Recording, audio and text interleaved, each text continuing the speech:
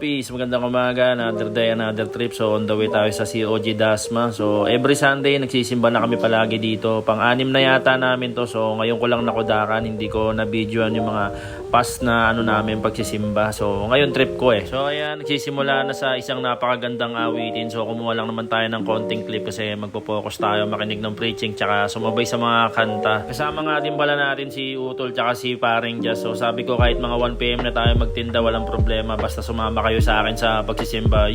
At dito na nga pala tayo sa McDo. So kain tayo, nakakagutom na para dire-diretso na yung natin, bira na mamaya sa tindahan.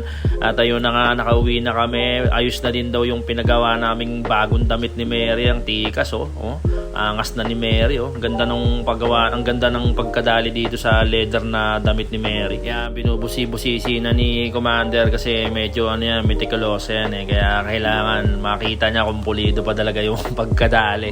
Kaya kailangan talagang niya yan,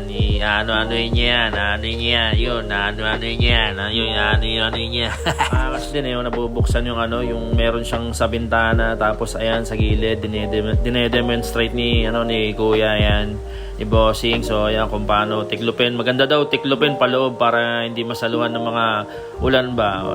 Tama naman kasi pag palabas masasaluhan ng ulan. Ayan nga pala si Mary, kaya Mary ang pangalan niya. Ayan baka kamukha ng sa One Piece. So kung diehard fan ka din ng One Piece, alam mo na yan bakit Mary pangalan yan. So yun, pagtapos ng fast forward, dito na tayo sa may kami ngayon, photo booth. So ayan nga pala si Russell, kahalinhina ni Morris. Pag hindi pwede si Morris, ayan si Russell, marunong na rin tumirada ng photo booth natin yan. Long time friend din natin yan, nakilala namin sa clan. Basta malupit din natin kaibigan yan. Tapos si Mrs. ang nagturo dyan. Kung di naman sila pwedeng dalawa, pwede naman ako ang tumirada. Pero kung sino bakante, yun nga, pwede naman na sila na at least na-share natin yung blessing. Yun, na testing natin. Medyo malabo tong isa kanina kaya in-adjust namin yung lightning, kaya nag-try ulit tayo mag-take ng picture, tapos tignan natin kung na-adjust na yung lightning. Kaya mas lumiwanag na, mas ma-adjust pa mamaya yan kapag yung sunod-sunod na yung nagpa-picture. Madali lang naman adjust yung mga lightning niyan. Yun, fast forward at nag-request si SB na liempo daw ang ulam. So andito tayo sa Mr. Liempo. So mura din ang liempo dito, nasa din 270 lang. So ayan, tinatadtad, malaki-laki din, nagpapili tayo ng malaki.